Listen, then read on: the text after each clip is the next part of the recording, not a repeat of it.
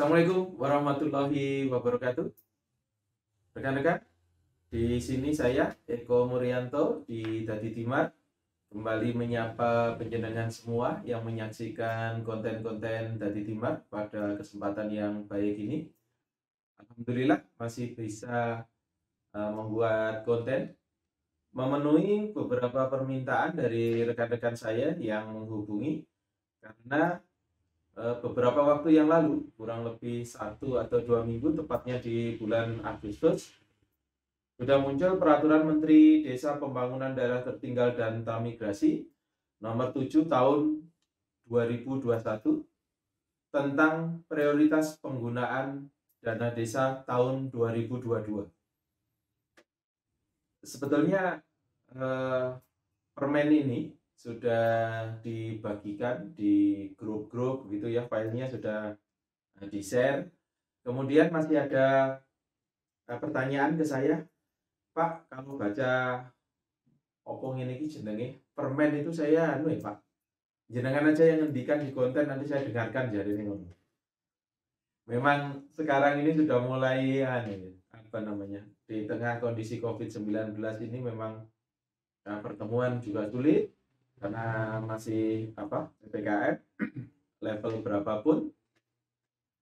Kebetulan di tempat saya ini masih level 4 ini sekarang. Masih level 4. Ya, pertemuan-pertemuan juga dengan skala terbatas, sehingga inilah membuat teman-teman saya dari aparatur pemerintah desa banyak yang bersinergi menghubungi. Ada yang melakukan pertemuan terbatas.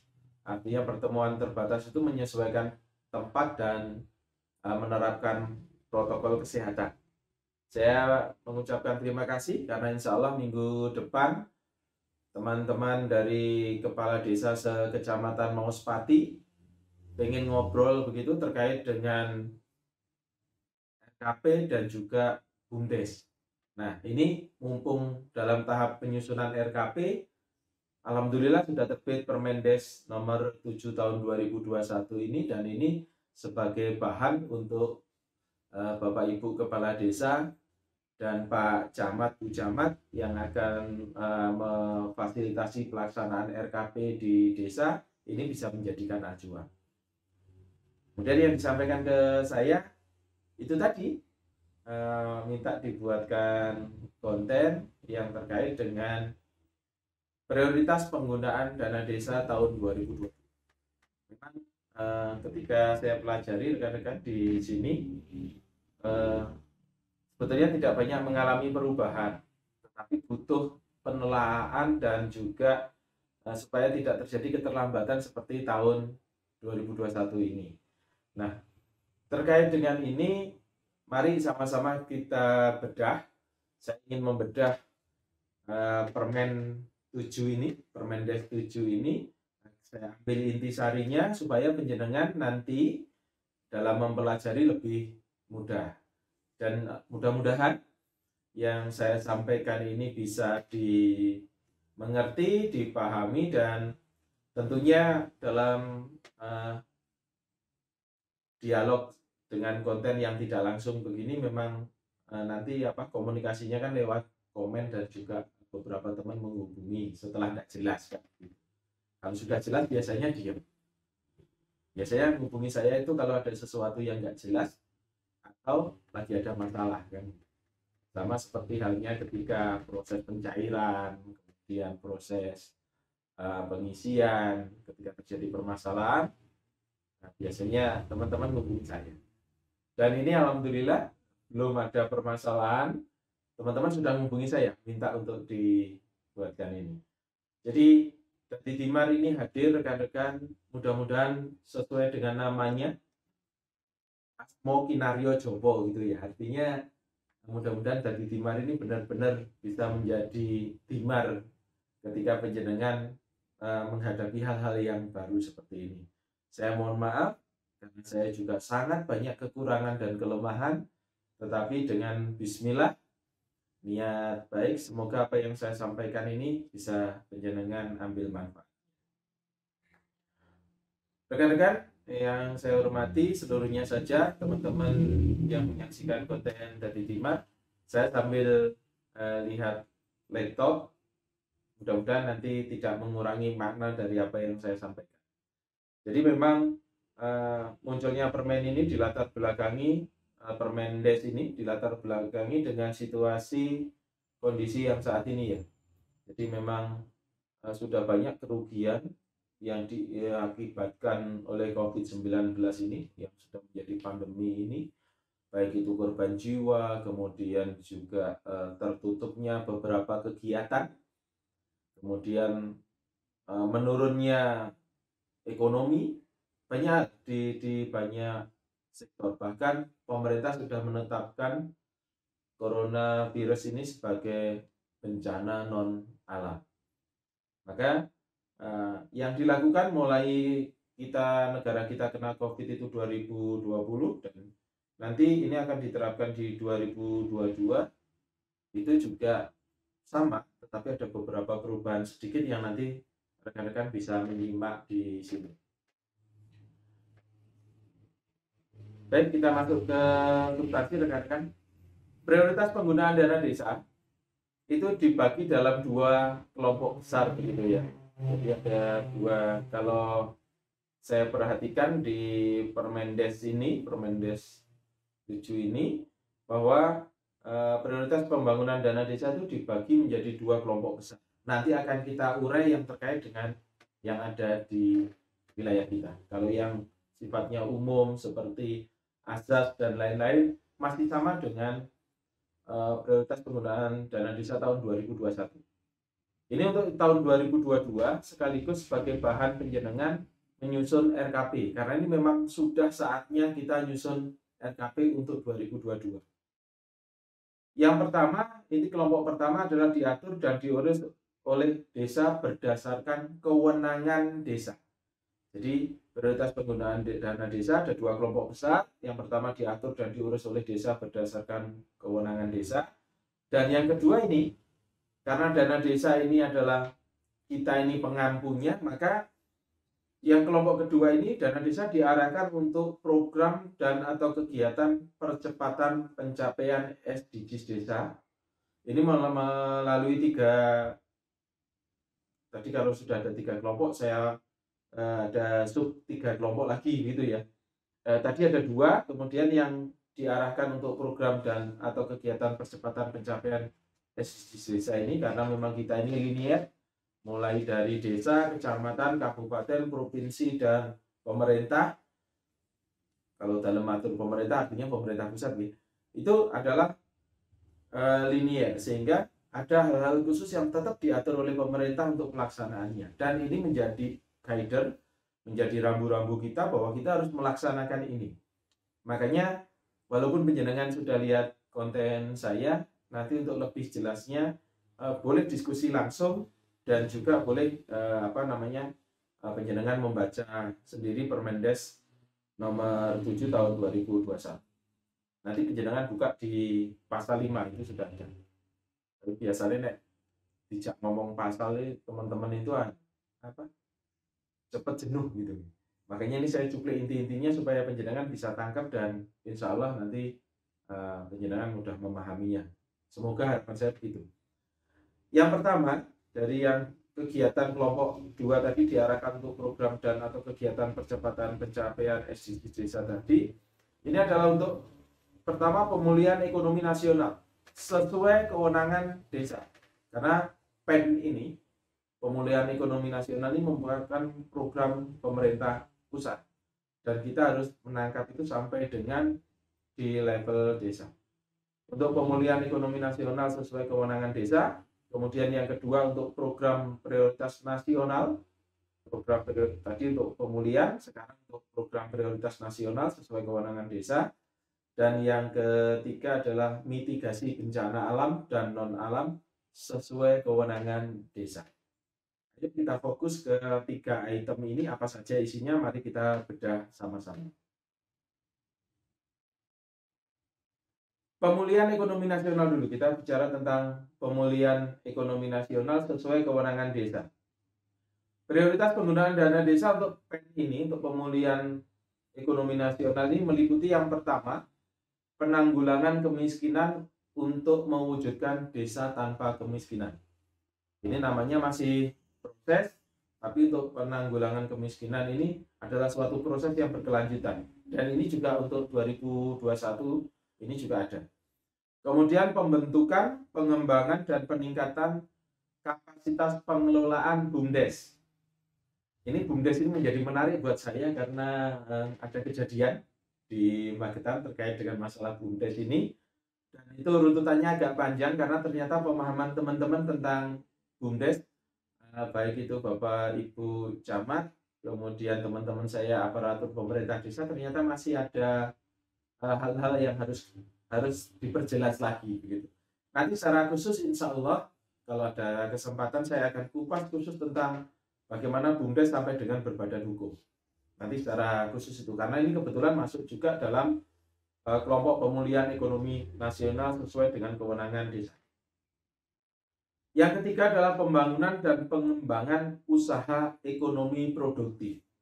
Jadi pembangunan dan pengembangan ekonomi produktif ini rekan-rekan seperti yang sering saya sampaikan bahwa pemberdayaan masyarakat itu ada di depan. Makanya nyuwun tulung dana desa tidak seluruhnya dihabiskan untuk fisik tetapi juga untuk pemberdayaan. Misalkan penumbuhan wirausaha baru. Desa bisa mengambil peran dengan melakukan pelatihan-pelatihan. Nah, ini anggarannya bagaimana? Dari dana desa, penjenengan tuangkan dulu di RKP-nya nanti. Jadi untuk kewirausahaan, pertumbuhan wirausaha baru, kemudian untuk mensupport para pelaku UMKM, kemudian juga untuk menggali potensi yang ada di desa, pemetaan dan lain sebagainya, itu yang terkait dengan masalah ekonomi produktif ini memang menjadi skala prioritas. Harapannya ya skala prioritas penggunaan dana desa untuk pengembangan ekonomi produktif ini benar-benar bisa berdampak mempengaruhi ekonomi masyarakat yang tadinya lesu di tengah pandemi ini. Masyarakat kembali berkreasi, kita memfasilitasi, pemerintah memfasilitasi dengan penggunaan dana desa ini. Saya lanjutkan. Itu kalau dijabarkan rekan-rekan. Nah, sekarang kita kembali ke penanggulangan kemiskinan tadi. Apa yang harus dilakukan ketika kita SDGs-nya ini terkait dengan penanggulangan kemiskinan? Yang harus dilakukan adalah yang pertama adalah penurunan beban pengeluaran antara pemberian bantuan sosial berupa BLT. Jadi BLT ini tetap ada, BLT DD tetap ada. Jadi di sini disebutkan secara spesifik penurunan beban pengeluaran antara lain pemberian bantuan sosial berupa bantuan langsung tunai. Jadi ini menjadi sesuatu yang spesifik. BLT-DD tetap ada di 2022. Pemberian jaminan sosial masyarakat miskin, usia lanjut, dan difabel. Kemudian ini yang saya bicarakan tadi. Penanggulangan kemiskinan ini salah satu upayanya adalah dengan peningkatan pendapatan antara lain pemberdayaan usaha mikro, kecil, dan menengah, pengembangan ekonomi lokal, penyediaan akses pekerjaan atau PKTD. Jadi pemberdayaan tadi yang saya sampaikan masuk di sini, masuk dalam salah satu upaya untuk penanganan kemiskinan para pelaku UMKM, pemberdayaan pengembangan ekonomi lokal, dan di dalamnya ada PKTD. Jadi berarti BLT masih ada, PKTD masih ada. Kemudian yang ketiga adalah meminimalkan wilayah kantong kemiskinan dengan mendekatkan akses layanan dasar sesuai dengan kewenangan desa. Antara lain membangun posyandu, poskesdes, pendidikan anak usia dini itu, PAUD, kemudian meningkatkan konektivitas antar wilayah desa, antara lain dengan membangun jalan usaha tani, kemudian juga sesuai yang terkait dengan kewenangan desa. Kalau kita berbicara tentang ini rekan-rekan, pembangunan itu masih boleh diizinkan, tetapi dia bagian dari 3 item tadi. Jadi nyuwun tulung jangan seluruhnya dihabiskan untuk pembangunan fisik, tapi juga untuk pemberdayaan. Kemudian untuk pembentukan yang kedua, pembentukan, pengembangan, dan peningkatan kapasitas pengelolaan BUMDes. Artinya teman-teman, BUMDes ini menjadi skala prioritas untuk bagaimana kita bisa mengambil peran. Nanti secara teknis BUMDes saya kupas di belakang. Saya fokus ke pemberdayaannya dulu, karena ini bedah, kita mencoba membedah apa toh isi dari Permendes nomor 7 tahun 2021 untuk tentang skala prioritas penggunaan dana desa di tahun 2022. Pembentukan, pengembangan, dan peningkatan kapasitas pengelolaan BUMDes atau BUMDes bersama. Nanti untuk ini saya kupas sendiri aja, biar tidak terlalu panjang. Kemudian ini, pembangunan dan pengembangan usaha ekonomi produktif. Banyak cara dilakukan di sana, di bidang pertanian misalkan, pertanian, perkebunan, peternakan, difokuskan pada pembentukan dan pengembangan produk unggulan desa. Jadi produk unggulan desa ini sama seperti kalau di tempat saya di Jawa Timur sudah mulai dikembangkan kembali one village one product. Artinya masing-masing desa paling tidak ada satu produk unggulan yang muncul dari desa itu. Itu harapan kita. Tetapi mudah-mudahan tidak sama semua. Saya tidak membayangkan kalau 207 desa semuanya berubah menjadi satu bentuk begitu, atau produk unggulannya sama semua, nanti tidak jadi unik lagi. Jadi sesuai dengan potensi yang ada di desa. Yang kedua, untuk bidang jasa serta usaha. Yang kedua, untuk bidang jasa serta usaha industri kecil dan atau industri rumahan yang difokuskan kepada pembentukan dan pengembangan produk unggulan desa. Kembali ke produk unggulan desa tadi, ada yang berupa komoditi, ada yang hasil olahannya.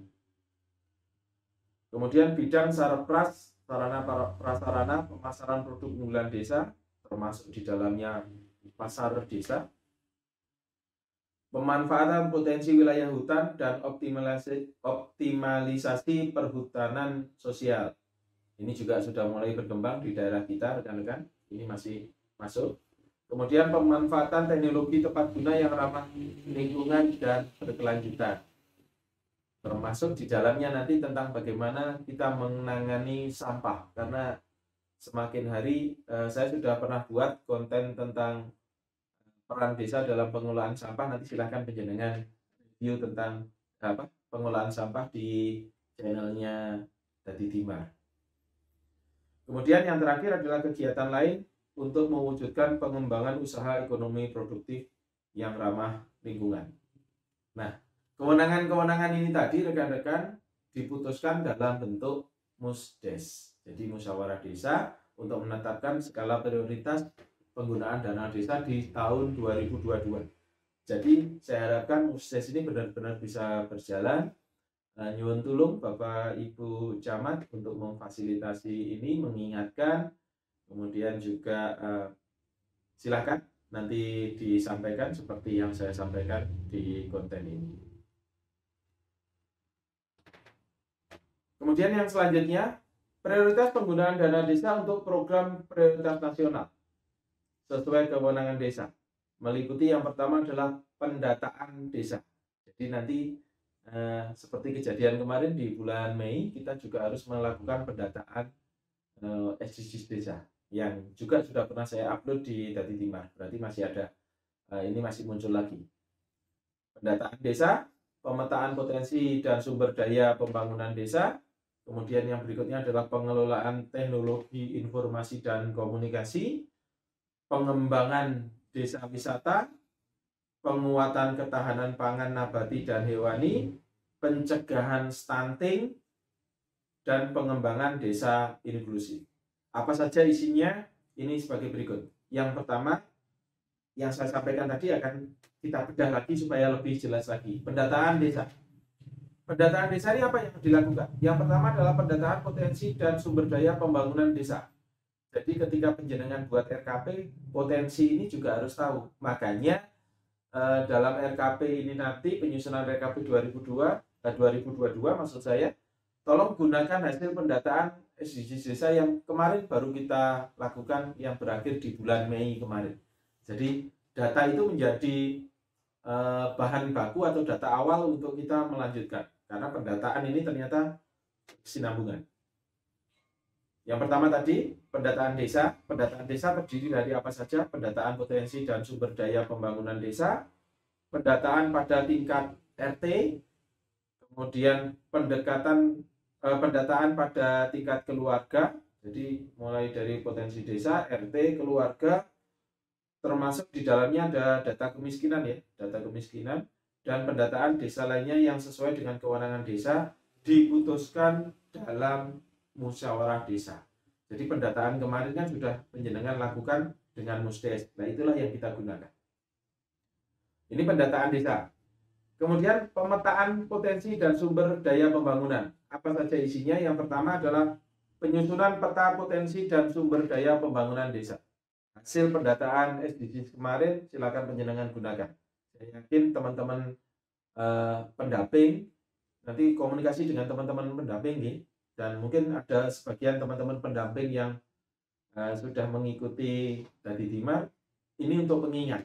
Jadi penjenengan ada tugas untuk sama-sama bersama kami nanti untuk bagaimana menyampaikan ini kepada rekan-rekan kita atau saudara-saudara kita yang ada di desa. Untuk Bapak Ibu Kades, silahkan berkolaborasi dengan teman-teman pendamping desa. Yang berikutnya adalah pemutakhiran peta potensi dan sumber daya pembangunan, pemetaan potensi dan sumber daya pembangunan desa lainnya sesuai dengan kewenangan desa. Itu yang pendataan desa. Kemudian pengelolaan teknologi informasi dan komunikasi. Apa saja isinya? Yang pertama adalah pengelolaan sistem informasi desa berbasis aplikasi digital yang disediakan oleh pemerintah. Nah, sudah banyak nih aplikasi yang diberikan. Ada Simanis, Sipades, Siskuides, banyak sekali kan? Itu silakan digunakan. Kemudian penyediaan informasi pembangunan desa berbasis aplikasi digital. Mungkin penjenengan akan melakukan kegiatan tentang informasi pembangunan desa yang berbasis digital.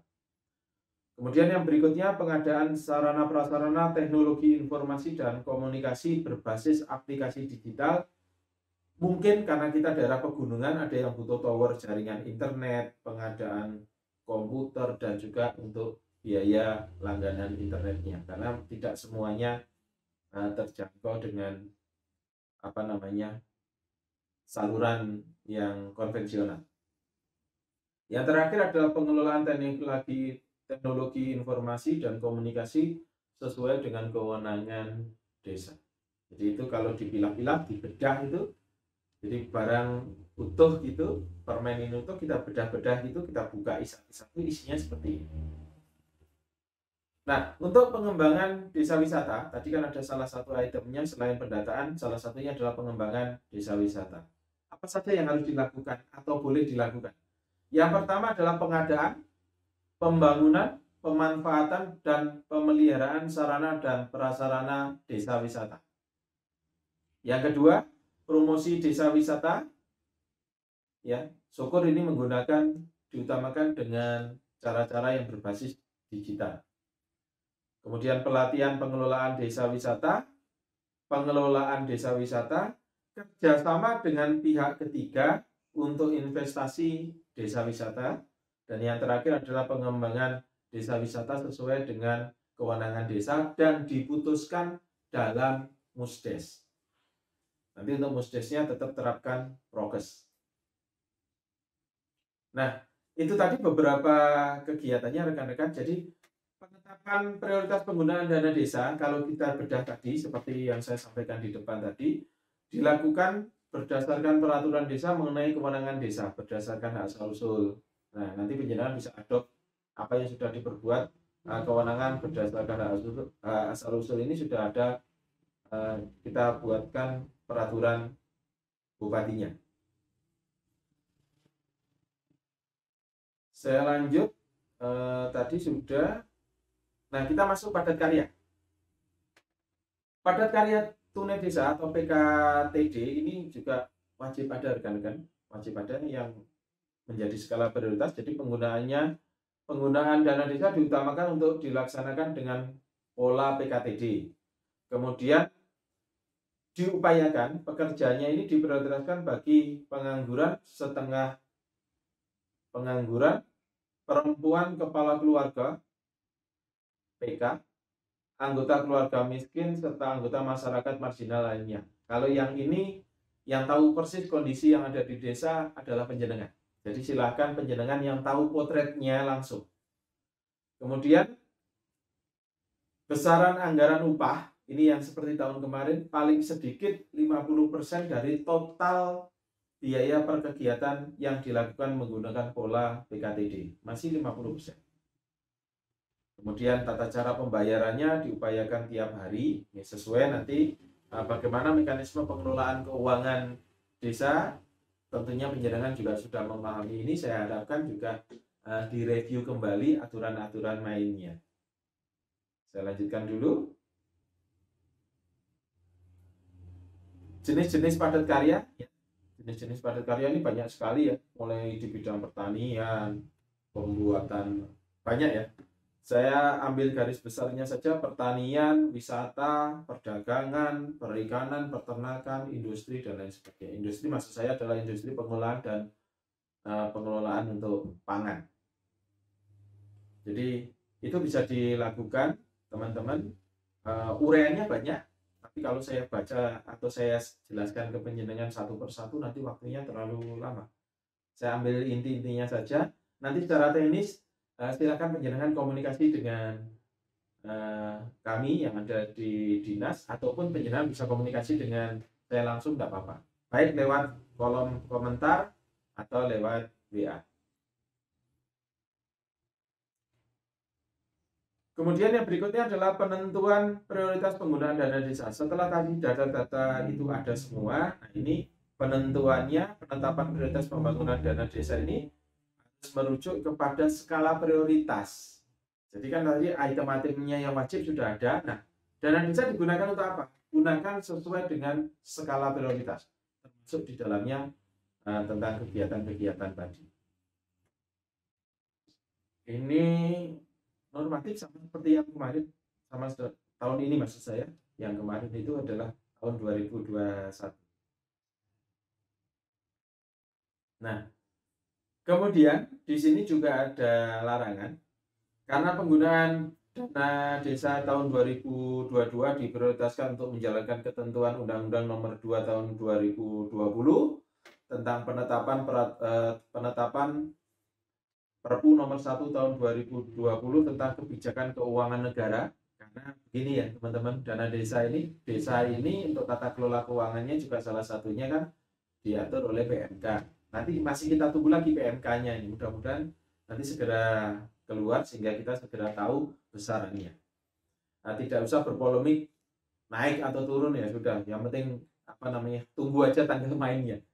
Nanti kalau sudah berpolemik di situ malah aras-arasan nyambut gaya, biasanya begitu.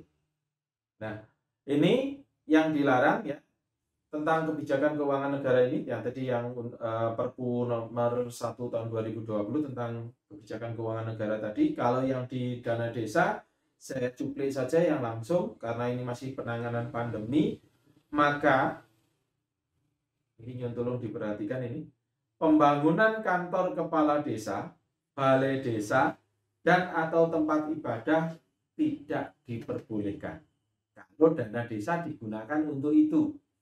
Jadi untuk pembangunan kantor kepala desa, balai desa, dan atau tempat ibadah. Untuk tahun ini, tahun depan sementara belum diizinkan menggunakan dana desa, karena masih ada skala prioritas penanganan yang saya sampaikan di depan tadi. Jelas nih, ini larangannya sama persis dengan yang tahun saat ini. Kemudian tahapan perencanaan RKP langsung saja nih. Jadi kan harus lihat RPJMDes-nya, RKP lewat musyawarah di awal itu. Saya pikir penjenengan sudah paham ini alurnya. Nah, sekarang kita masuk ini yang sering kali saya ditanya, publikasi dan pelaporan. Jadi begini rekan-rekan, dana desa ini di dalamnya juga ada item untuk publikasi, karena memang prioritas penggunaan dana desa wajib dipublikasikan oleh pemerintah desa kepada masyarakat di ruang publik. ya di ruang publik yang dapat diakses masyarakat desa yang dilakukan secara swakelola dan partisipatif dengan melibatkan peran serta masyarakat desa. Sarananya, sarana publikasi penggunaan dana desa ini ada yang buat itu apa namanya? Yang ditempel itu baliho. Ya, baliho, ada yang pakai papan apa? Informasi desa, ada yang ditempel di situ. Kemudian ada yang menggunakan media cetak, media elektronik, medsos. Ini item-itemnya ya. Bukan berarti harus seluruhnya, tapi mana yang sesuai dengan kondisi penjenengan. Ya, saya ulang lagi, baliho, papan informasi desa, media elektronik, media cetak, media sosial, website desa, selebaran, pengeras suara dengan rapat-rapat itu juga bisa disampaikan. Kemudian media lain yang sesuai dengan kondisi desa. Karena kenapa banyak sekali begini? Karena begini teman-teman, permen ini berlaku kan seluruh Indonesia. Kultur apa, negara kita ini kan desanya tidak sama. Nah, penjenengan menyesuaikan yang mana? Silakan. Tapi pintunya sudah ada. Pintunya sudah ada dibuka di sini. Kemudian untuk pelaporan seperti yang kemarin diminta kita melaporkan baik mulai pelaporan prioritas penggunaan dana desa, baik melalui SID, Sistem Informasi Desa yang disiapkan oleh Kemendes, ya lewat SID-nya Kemendes, atau juga teman-teman bisa pelaporan penggunaan dana desa secara offline yang difasilitasi oleh teman-teman tenaga pendamping profesional. Ada juga kan yang teman-teman itu juga berkewajiban bisa melaporkan, atau lewat kami, mulai dari kecamatan, nanti secara berjenjang tentunya dari kecamatan, kabupaten, JG Dinas PMD baru kita laksanakan. Jadi itu rekan-rekan tentang Permendes nomor 7 tahun 2021 secara garis besar sudah saya sampaikan. Saya berusaha membedah, melihat seperti yang kemarin. Mudah-mudahan ini menjadi bahan diskusi, mudah-mudahan bisa menambah informasi. Jadi bukan maunya nanti kalau ada desakan, biasanya kalau ada desakan itu Bapak Ibu Kepala Desa itu penjenengan kalau di desa masyarakat, Pak, kantor dusunnya sampun awon gitu nih, sudah jelek kantor desanya, atau ada bahkan kepala desa yang Pak temboknya sudah mulai kemarin ada yang ngadep ke saya itu tembok desanya sudah mulai ngelontok gitu nih, sudah mulai mengelupas. Jadi itu belum boleh menggunakan dana desa. Saya harap semuanya bisa memahami ini. Nanti sekali lagi secara teknis, karena banyak banget yang harus kita bicarakan. Ini untuk membuka saja, karena kemarin saya lihat ada Ibu Kepala Desa kalau nggak salah yang nge-share di grup itu, kemudian sudah muncul Permendes ini, terus piye kan begitu. Nah ini untuk menjawab pertanyaan dari Bu Kades, walaupun di grup saya sempat mengikuti. Nah, ini isinya kurang lebih seperti ini, tapi secara teknis silakan penjenengan bisa komunikasi langsung dengan kami, dengan saya, atau dengan dinas saya, atau juga dengan Bapak Ibu Camat. Dan untuk Bapak Ibu Camat, mohon prioritas penggunaan dana desa yang harus dituangkan dalam forum Musdes ini bisa benar bisa dikontrol, sedapat mungkin dikontrol. Mudah-mudahan bisa berjalan dengan baik. Kemudian sekali lagi, kalau ada kendala penjenengan kerja nggak sendiri, teman-teman, ayo kita buat sistem penyelenggaraan pemerintahan desa ini menjadi lebih baik. Itu ya secara garis besar. Sekali lagi matur nuwun, mohon maaf mungkin dalam penyampaian banyak hal-hal yang kekurangan, karena saya upayakan untuk buat lebih awal supaya paling enggak ini menjadi bahan diskusi bersama. Terima kasih, kurang lebihnya mohon maaf. Sampai ketemu lagi dengan saya Eko Murianto di konten Dadi Timar selanjutnya. Matur nuwun atas dukungannya. Assalamualaikum warahmatullahi wabarakatuh.